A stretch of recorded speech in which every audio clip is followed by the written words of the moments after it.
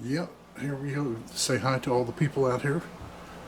And hello, my friends. I am with the closest thing that I have to a wolf right now. This is Queen. And I adopted her, it will be 2 years ago, I think this July. And she likes to be held most of the time, not all the time. She's very finicky like cats are. Sometimes they want you to pet them, sometimes they don't. And sometimes they'll even bite you if you try to pet them when they don't want. But to me, that's the beauty of a cat, because they're so arrogant. Okay, I'm going to put her down, and I want to talk to you. I'll be back at my studio in just a minute. And hello again, my friends. I'm back in my studio, and this is where I try and make all the videos that I show to you, that I post on YouTube, and I've never had so much fun, although it is very hard work. And sometimes certain things work out the way you want them to, and sometimes you have to start all over again. So yeah. And I will be back in Yellowstone as soon as I can. I don't know when that's going to be, but it'll be no later than the fall months. And then we will look for the wolves exactly like we did before. We look for the wolves the way the wolves look for us and the way they look for their prey. We just go as fast as we can go through the park, and then we look and look and look and hope that we will see them. If not, then we go somewhere else. We keep driving around the whole loop, looking everywhere that we can, and listening to the radio, trying to get some insights and talking to friends, and hopefully getting some inside information from them about where the wolves may be. And that's where we are on every given day for as long as we can stand it. The only thing that gets you down, it's a wonderful experience, but the only thing that really gets you down is when you don't see the wolves for days and days and days at a time. And some of these videos that I've shown you, sometimes it was 6, 7, or 8 days before we saw them. But you just have to be persistent, and you have to go where your instincts tell you to go and keep looking, because sooner or later they're going to show themselves, and that's what we're looking for. And it's the greatest feeling in the world when you do it. So that's what we will be doing no later than this fall, maybe earlier. And when I get some new footage, you can bet that I'll be bringing it to you with great pleasure. So this is Mike Holt, and I'm looking for my cats around here. I was going to show you another cat that I have, but they're being their usual arrogant little selves. And I hope that that video with my other cat turned out okay, because I wanted to introduce you to Queen. Thanks a lot, my friends. We'll see you later.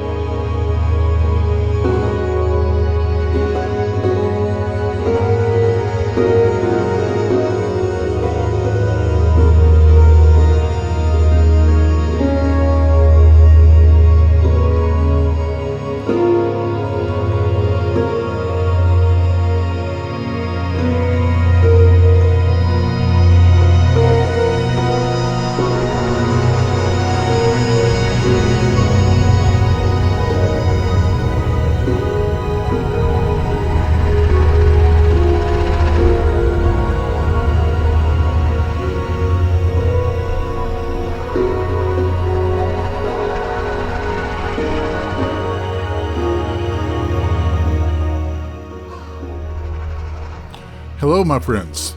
This is Mike Holt here again, and if you're still with me after my introductory video that I took from my studio, I appreciate that. What you're looking at now are bighorn sheep. Some people call them mountain goats, but they're really bighorn sheep. And I wanted to show you the beauty and the beast of Yellowstone. Yellowstone can have beauty that will inspire you for the rest of your life. It can also have hardship and what I call just plain ugliness that will make you search for answers for many years to come, as it has me. The cast of characters are probably well known to you by now, and we will see them all here in this movie. Now, the next scene you're about to see here are the Lamar Alphas, and that will include 926 and the love of her life, 925. Look to the left of the screen when you see it just about right now. The two wolves standing to the left there are 925 and 926. 925 is the gray.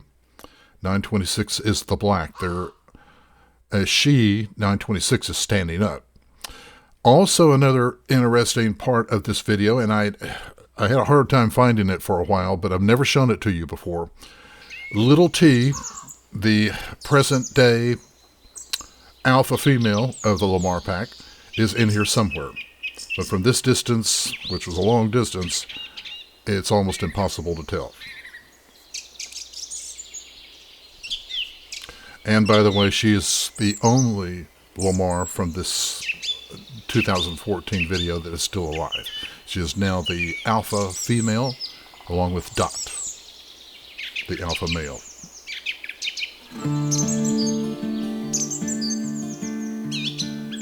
And if we flash forward about 2 years later, here again is super alpha female 926. And I just came across her. I got lucky here. She was pregnant at the time, but we don't know what ever happened to her babies. And again, I have some additional footage of the Wapiti pack. This is footage that I've not shown you before, and I think in some ways it's even better. There's lots of action going on here. The wolves in a big pack like this, they are formidable, and they can be a beast to their prey. But really, they have no choice but to be successful hunters, because they must do that in order to survive, in order to grow their pups and maintain a healthy pack. If they don't, they will usually just wither away. Now, many of us also consider them to be one of the most beautiful animals in the wilderness. Not only are they beautiful in physical looks, but they're beautiful the way they treat each other. Here they're just playing around. There's nothing serious going on. They look like they're wrestling, as you can see right here, but they are definitely having a good time. Let's watch them for a few minutes, and I hope you'll see what I mean.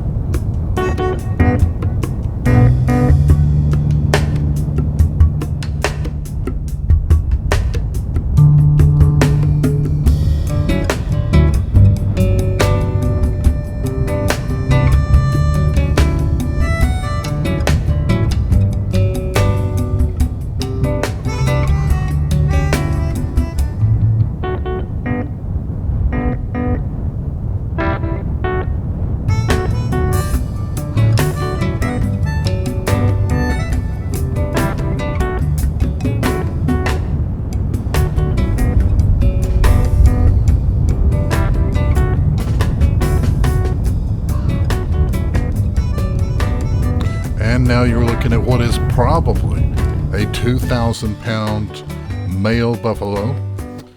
He's trudging through the snow, probably looking for a better place to forage. He stays out in the middle of the meadow, I noticed, and I've seen this happen a lot of times, especially with the large males. They walk in the middle when the snow is not too deep to really give themselves more protection against predators because, for example, if a wolf approaches in, the snow will hinder the wolves being able to outrun them and use pack strategy to get around him. And he can be very formidable too. As you can see, he's tiring a little pit, and there's lots of exhaling steam coming out of his mouth, but he is quite a beautiful beast.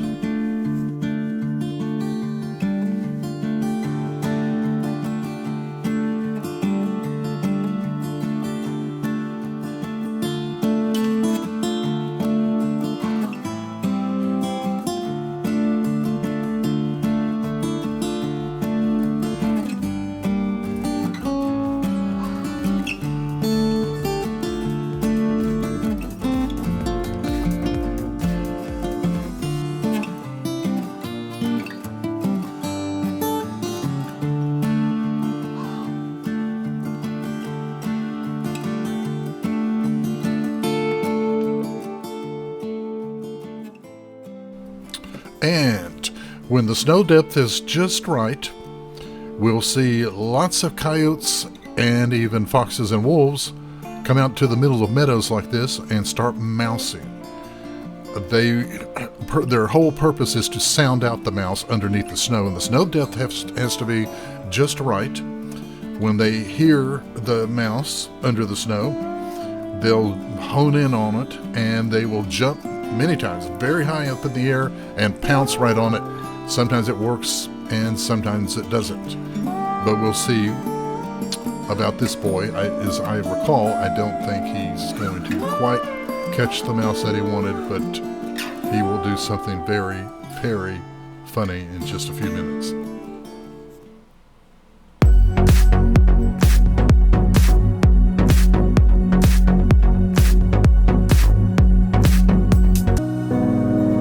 Oops, well, what can I say?